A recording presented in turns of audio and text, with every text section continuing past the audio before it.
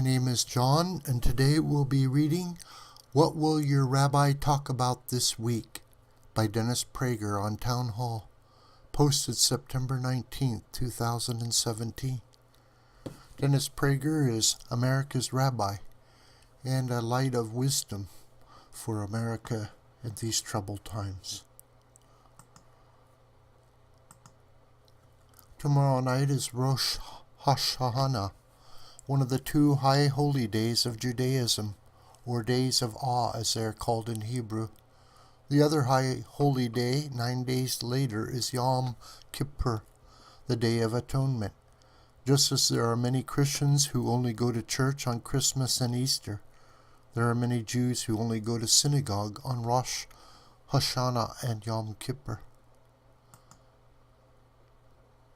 The combination of the unique importance of the high holy days and the uniquely large number of Jews in synagogue make the rabbi's sermons on these days their most important of the year. Many rabbis begin preparing for them months in advance. One of the themes of these high holy days is an accounting of the soul. Jews ask themselves, what type of person have I been this past year, and how can I be a better person next year?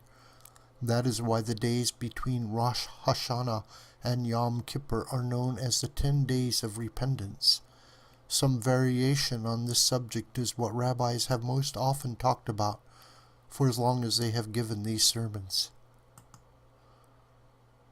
Another theme of the two holy days is mortality. As the most famous of the Rosh Hashana and Yom Kippur prayers puts it, who will live and who will die? Who will be tormented and who will be at peace? Who will die by fire and who will die by drowning? It's serious, sobering stuff. And the liturgy is all about God. The other Jewish biblical holidays, Pesach, Passover, Shavuot, Pentecost, Sukkot, the Feast of the Tabernacles, or the Holiday of Booths, all commemorate Jewish national events. But Rosh Hashana and Yom Kippur are universal holidays, and the liturgy repeats and repeats one overwhelming theme. On this day, God judges humanity. Yes, every single human being. Given these enormous themes, you would think that rabbis have a deep well from which to choose the subject of their sermons, and many do. But Jews from all over America increasingly tell me that their rabbis speak about what most of us would deem politics. Many non-Orthodox rabbis, and I do not write this as an Orthodox Jew, have chosen the holiest days in the Jewish calendar to speak about global warming, racism, sexism, transgender issues, immigration, dreamers, food insecurity, single-payer health insurance, and the like. And this year, many rabbis will surely also talk about President Trump as a threat to American Jews. They will solemnly sermonize that he is a white supremacist who winks at American neo-Nazis. Even before the Charlottesville events, most American Jews were sure that Trump's election unleashed a wave of anti-Semitism in America. That libel and its accompanying hysteria subsided only when it was revealed by the authorities that nearly all the bomb threats called into Jewish community centers had been called in by a disturbed American Jewish teenager living in Israel, and the others were called in by a black radical who wanted to frame his ex-girlfriend. But Charlottesville has revived talk about Trump and anti-Semitism. Why will many rabbis choose to talk about these subjects? The primary reason is that leftism has become the value system of most American Jews, outside of Orthodoxy, and a minority within Orthodoxy, just as it has for mainstream denominations within Protestant Christianity and the very top of the Roman Catholic Church. For people on the left-wing issues are not political issues, they are religious issues. Anyone who does not perceive leftism as a religion does not understand leftism. How then could saving life on planet Earth be considered merely a political issue.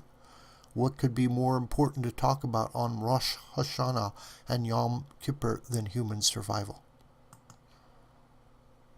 As for President Trump, most non-Orthodox Jews deem opposition to him tantamount to a religious commandment.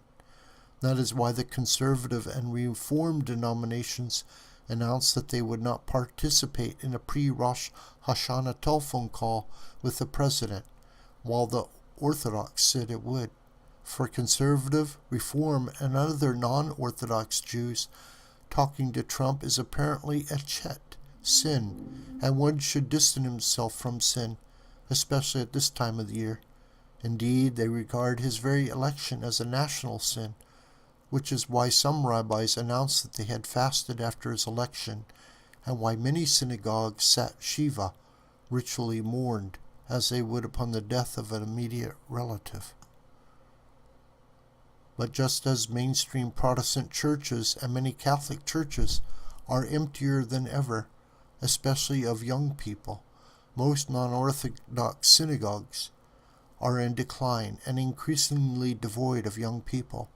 After all, if you are preoccupied with global warming and believe the White House is occupied by a white supremacist, why bother going to synagogue to hear about these things when the New York Times, CNN, and university classes are perfectly adequate for the task?